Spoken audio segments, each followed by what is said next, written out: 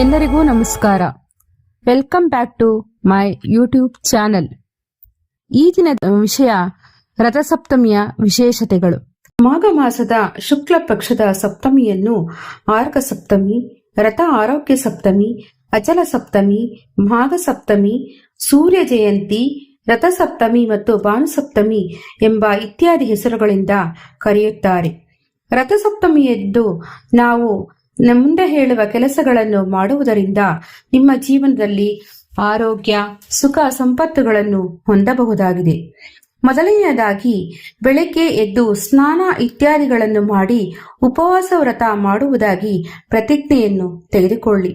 ಎರಡನೆಯದಾಗಿ ನಂತರ ವಿಧಿ ವಿಧಾನಗಳ ಪ್ರಕಾರ ಸೂರ್ಯ ದೇವರನ್ನು ಪೂಜಿಸಿ. ಮೂರನೆಯದಾಗಿ ಈ ದಿನ ಸ್ನಾನ ಮತ್ತು ಅರ್ಘ್ಯವನ್ನು ಪ್ರದಾನ ಮಾಡುವುದರಿಂದ ದೀರ್ಘಾಯುಷ್ಯ, ಆರೋಗ್ಯ ಮತ್ತು ಸಂಪತ್ತು ಪ್ರಾಪ್ತವಾಗುತ್ತದೆ. ನಾಲ್ಕನೆಯದಾಗಿ ರಥಸಪ್ತಮಿಯ ದಿನದಂದು ದಾನ ಮತ್ತು ಧರ್ಮ ಕಾರ್ಯಕ್ಕೆ ಹೆಚ್ಚಿನ ಪ್ರಾಮುಖ್ಯತೆಯನ್ನು ನೀಡಲಾಗಿದೆ. ಇದು 1000 ಪಟ್ಟು ಹೆಚ್ಚಿನ ಫಲಿತಾಂಶವನ್ನು ನೀಡುತ್ತದೆ ಎಂದು ಪರಿಗಣಿಸಲಾಗುವುದು. ಐದನೆಯದಾಗಿ ಈ ದಿನದಂದು ಭಗವಾನ್ ಸೂರ್ಯದೇವನ ಆಶೀರ್ವಾದವನ್ನು ಪಡೆದುಕೊಳ್ಳಲು ಸೂರ್ಯನನ್ನು ಪೂಜಿಸಲಾಗುತ್ತದೆ.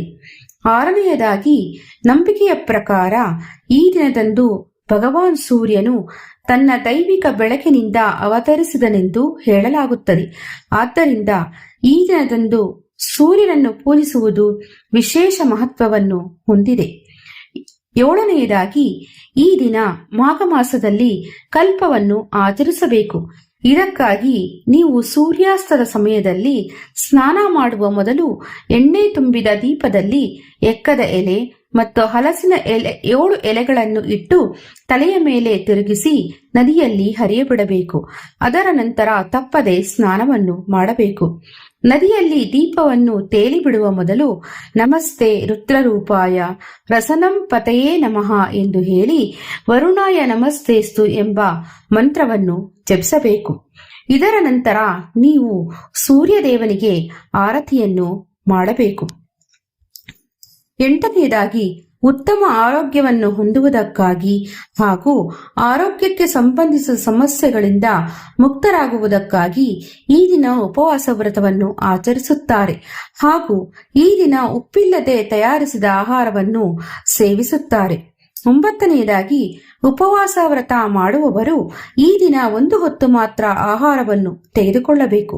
10ನೆಯದಾಗಿ ಈ ದಿನ ಸೂರ್ಯದೇವನ ಮಂತ್ರಗಳು, ಪಠಣಗಳು, ಸ್ತೋತ್ರಗಳು ಇತ್ಯಾದಿಗಳನ್ನು ಪಠಿಸುವುದು ಫಲಪ್ರದವೆಂದು ಪರಿಗಣಿಸಲಾಗುತ್ತದೆ. ರಥಸಪ್ತಮಿ ದಿನದಂದು ಸೂರ್ಯದೇವನ ಆರಾಧನೆಯನ್ನು ಮಾಡುವುದರೊಂದಿಗೆ ಈ ಕೆಲಸಗಳನ್ನು ಮಾಡುವುದರಿಂದ ಉತ್ತಮ ಆರೋಗ್ಯದ ವರವನ್ನು ಪಡೆದುಕೊಳ್ಳಬಹುದು. ಇದರೊಂದಿಗೆ ಸಂಪತ್ತು, ಸಮೃದ್ಧಿ ಕೂಡ ನಿಮ್ಮನ್ನು ಹುಡುಕಿಕೊಂಡು ಬರುತ್ತದೆ. ಈ ವಿಡಿಯೋ ನಿಮಗೆ ಇಷ್ಟವಾದಲ್ಲಿ ಲೈಕ್ ಮಾಡಿ, ಶೇರ್ ಮಾಡಿ, ಕಮೆಂಟ್ ಮಾಡಿ, ಮರೆಯದಲೇ ಸಬ್ಸ್ಕ್ರೈಬ್ ಆಗಿ ಬೆಲ್ ಬಟನ್ನ ಪ್ರೆಸ್ ಮಾಡಿ.